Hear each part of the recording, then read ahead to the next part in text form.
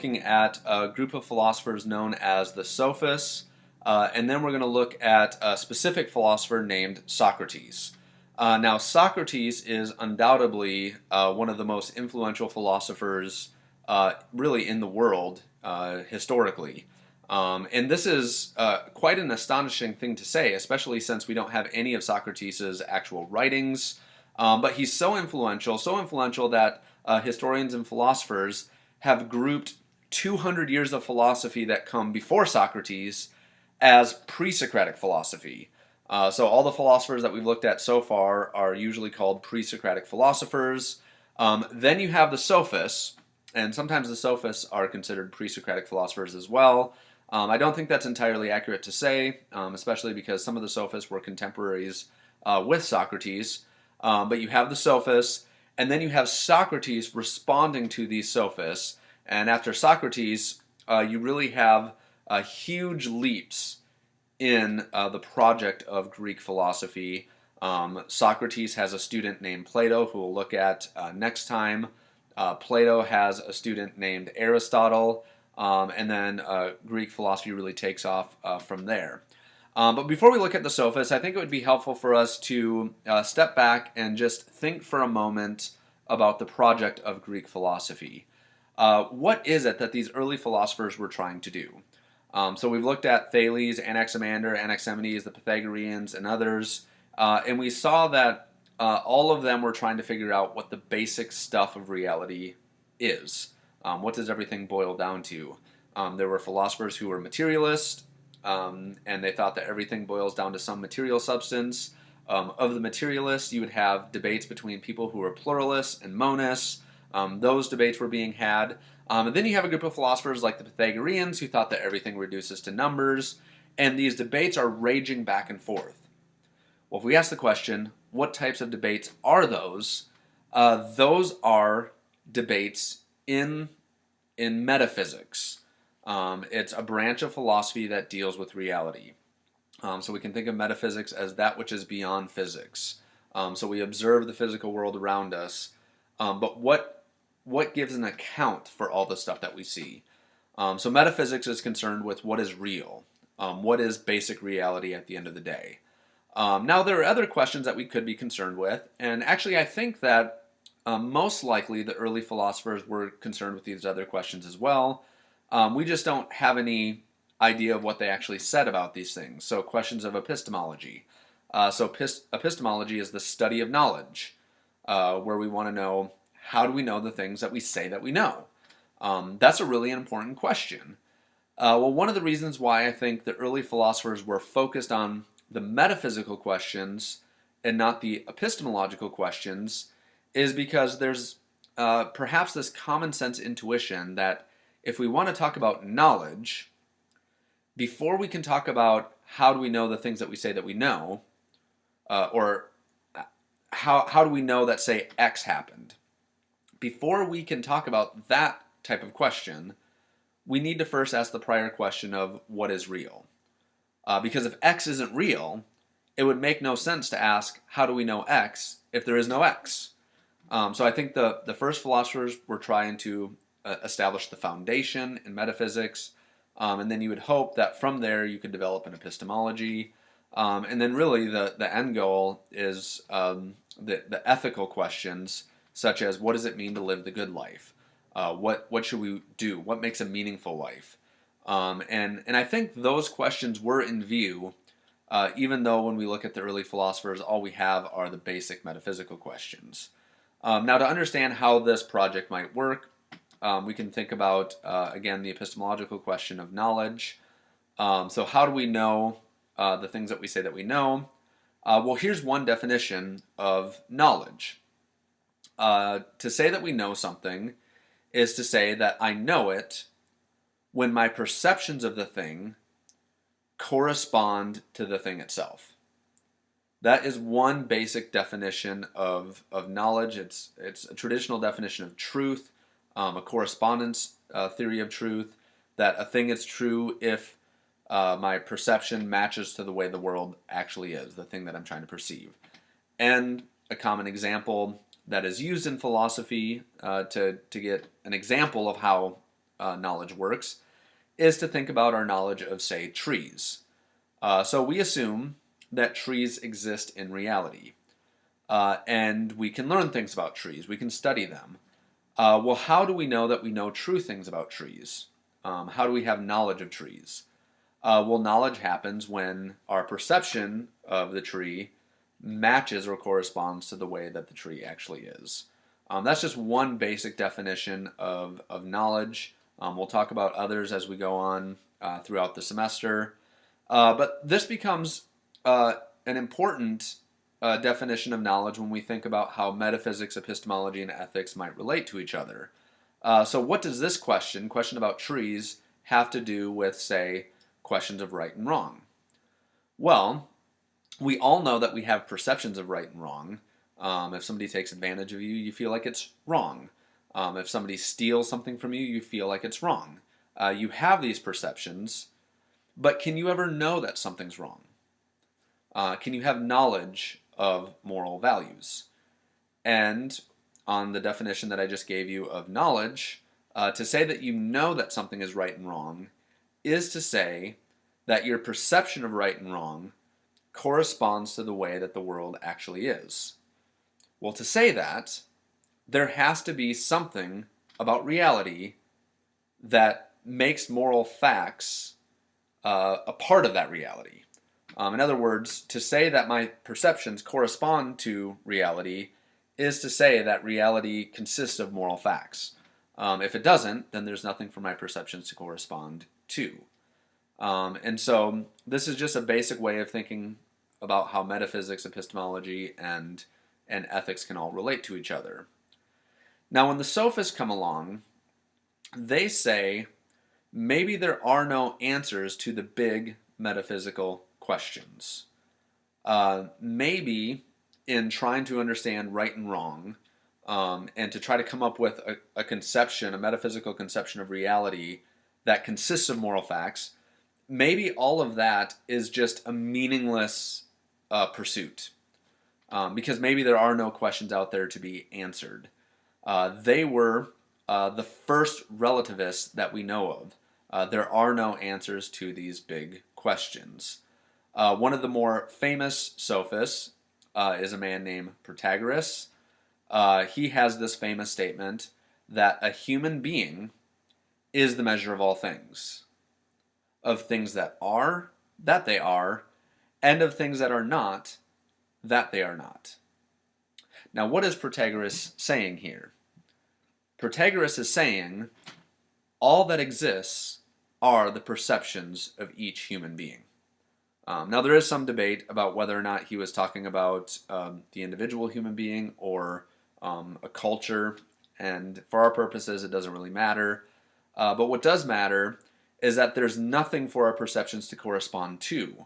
We are the measure of all things. We get to determine right and wrong, true and false, and there's nothing out there that can correct our thinking on really matters of anything.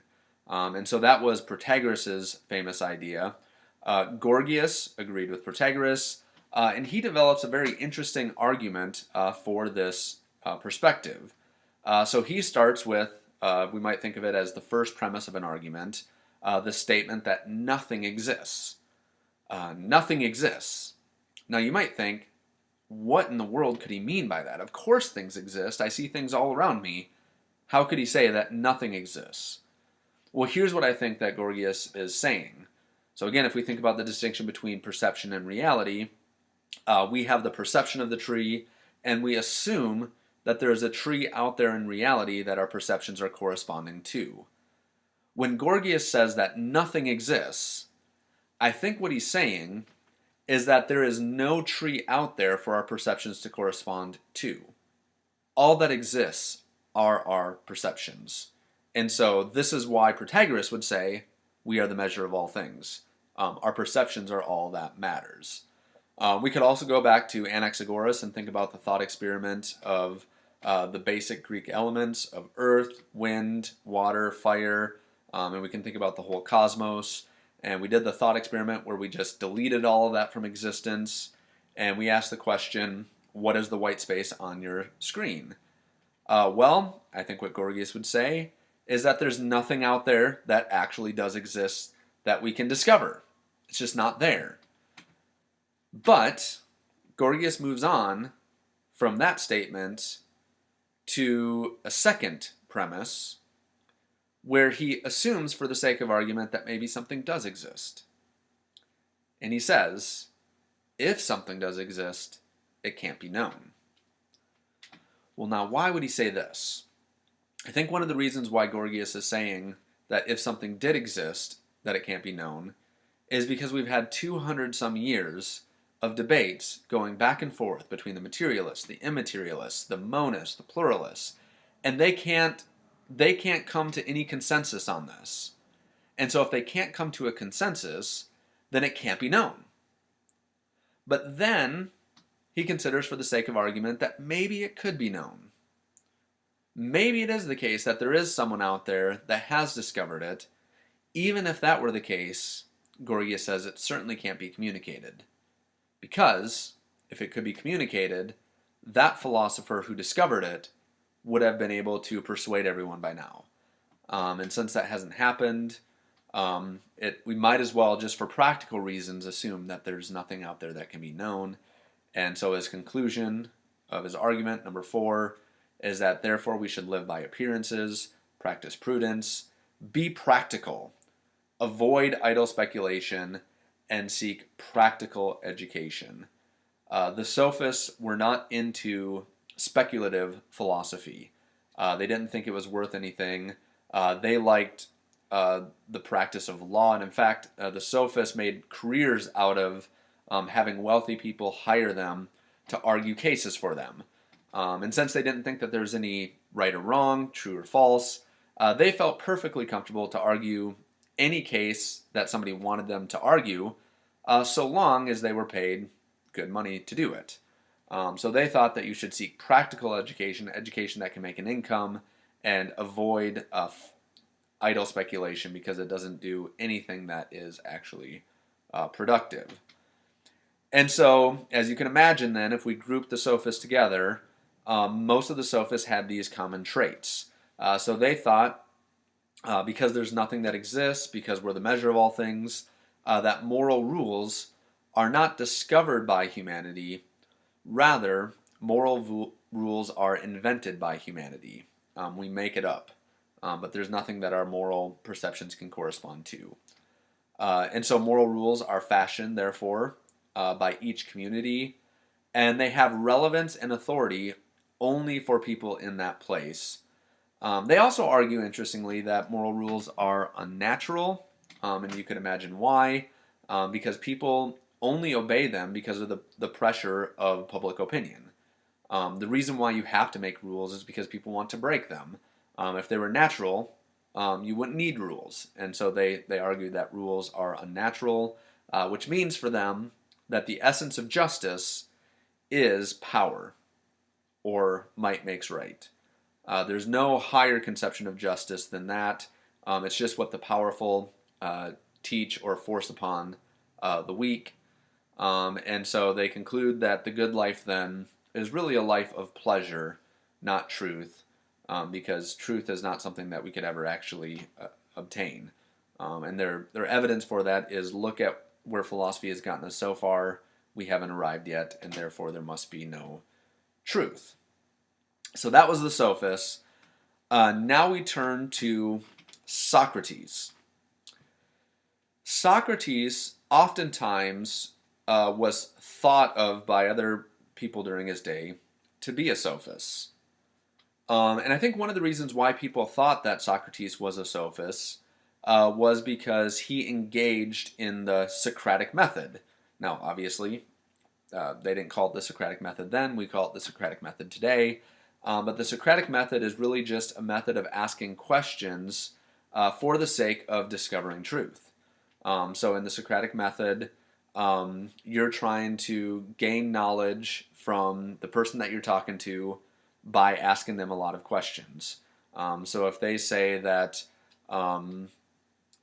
such and such was the right thing to do, then you could ask them the question, well, what made it the right thing to do? And then they could give you an answer, well, because we know that these types of things are right. Well, what makes that right?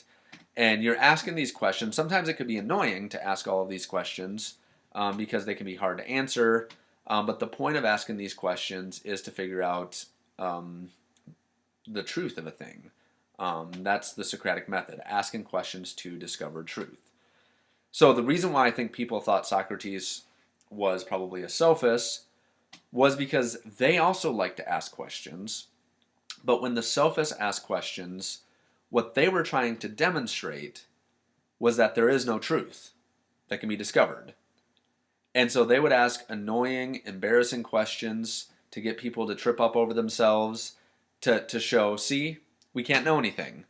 You've just proved that you can't know anything. What made Socrates different is that when he asked questions, he wasn't trying to avoid truth. Rather, he thought that asking good questions was the path to discovering truth. So one of his famous statements is that the unexamined life is not worth living. So we want to ask questions of our own beliefs. We want to ask questions of each other for the sake of nuancing our positions and coming to know truth. If you want to know about Socrates' lives, about his life, I would recommend in your reading, you have Plato's Apology. You can read a first-hand account. It's probably the best account that we have of Socrates' life. Although, I mean, there's certainly debates. I mean, we don't have many sources that talk about Socrates, so we have to just take the primary sources that we have and try to understand what we can about Socrates from those sources.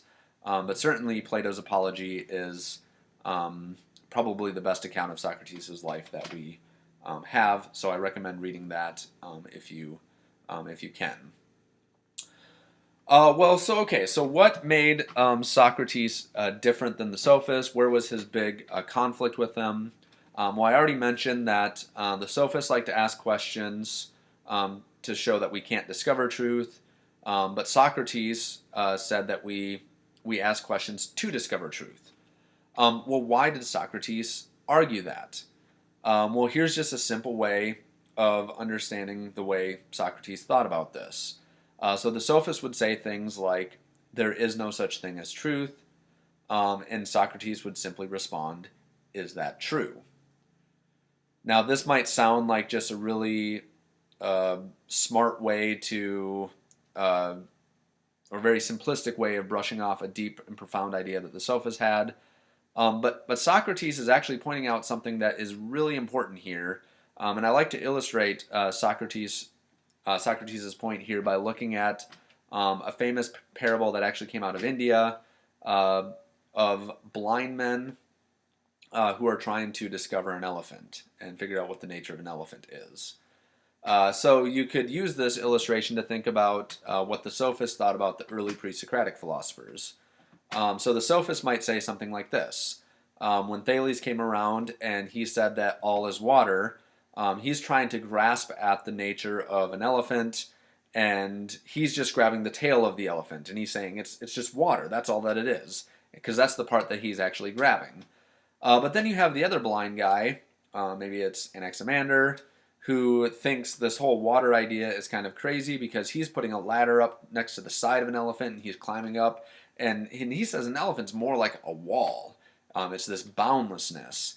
How could you say that an elephant is like a tail? This makes no sense. And then you have all the other blind men touching different parts of the elephant, and none of them are coming to understand what an elephant actually is. And so the sophist says, so there's no truth. That's the conclusion.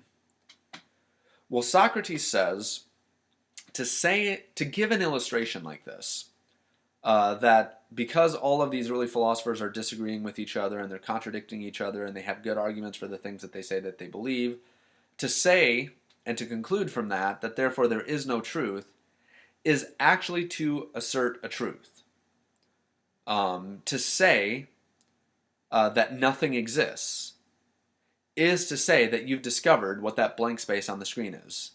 To say that there's no truth out there is to say that you're the only person who's not blind, and now you can look objectively at the whole elephant, and you're saying that there's an elephant there. That was the response that Socrates gave. To say that there's no such thing as truth is to give a proposition that is claiming to be true. And if, when Socrates asks, is that true? If you say, yes, that is truth, then you're contradicting yourself.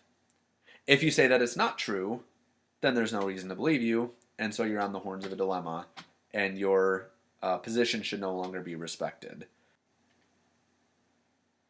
I think it's safe to say that Socrates was probably more concerned with ethics than metaphysics.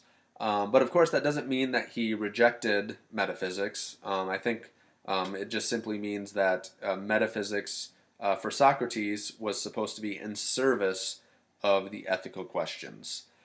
He rejected relativism and embraced the idea of truth, mainly because of his critique against the Sophists. To say that there is no truth is to utter a contradiction. Therefore, he concluded there must be a truth, even if it's the case that we can never discover what that truth actually is. He was accused of heresy, of not believing in the Olympian gods, and of corrupting the youth. Now, one of the reasons why he was accused of corrupting the youth is because he would frequently quiz those who had the reputation of being wise, and he would ask them embarrassing questions about the nature of beauty, goodness, the nature of law, and the youth loved this. They loved seeing that he could embarrass these people, even if it wasn't necessarily Socrates' intention. He showed them that they didn't know what they were talking about, and so the youth would start to follow him. One time, Socrates had a friend who wanted to figure out who the wisest person was to answer some of the questions that Socrates was asking.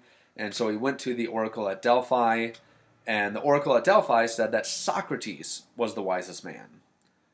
Well, when this got back to Socrates, at first Socrates was confused because he would frequently say that he doesn't know anything, that he's trying to figure out what wisdom actually is, and he's trying to learn from others. And so he couldn't understand why he would be the wisest man. Well, in the account that we have from Plato in the Apology, Socrates comes to this conclusion about what the oracle said. So Socrates presumably says, what is probable, gentlemen, is that in fact the god is wise, and that the oracle's response meant that human wisdom is worth little or nothing. And that when he says that this man, Socrates, he is using my name as an example, as if he said, this man among you, mortals, who is wisest, is like Socrates, who understands that his wisdom is worthless. And so Socrates came to the conclusion that to truly be wise is to admit that you don't know anything. And that is how you become a wise person. Well, eventually, Socrates was sentenced to death because of his influence.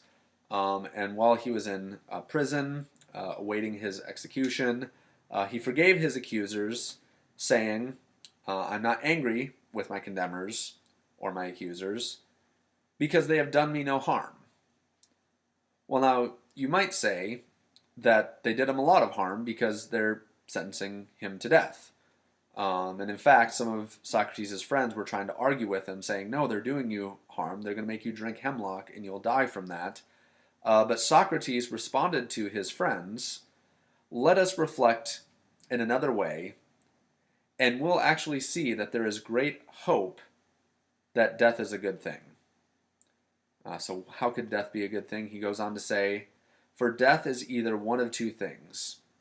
Either death is a state of nothingness and utter unconsciousness, or, as men say, there is a change and migration of the soul from this world to another. And when Socrates said this, this was a way of perhaps helping relieve the sadness of his friends. So they did not want Socrates to die. In fact, they tried to break him out of prison. Socrates refused to go, and they were worried about his death. And so he's saying that death actually is a good thing, because if I die, then I'm just in a state of nothingness. That's one option. Now, why is that okay? Well, because if I'm in a state of nothingness, I'll have no angst, I'll have no fear. There's nothing bad about that. And to maybe wrap your minds around what it means to be in a state of nothingness, just think about how you felt before you were born. Think about what it was like for you 300 years before you were born. You didn't have a care in the world because you didn't exist. There was nothing there. And so, if that's the case, it's not a big deal. There's nothing to be worried about. Or it could be the case that maybe there's this migration of the soul from one world to another. And in that case, Socrates says it's still a good thing because I'll be in a better place. And so my accusers have done me no wrong.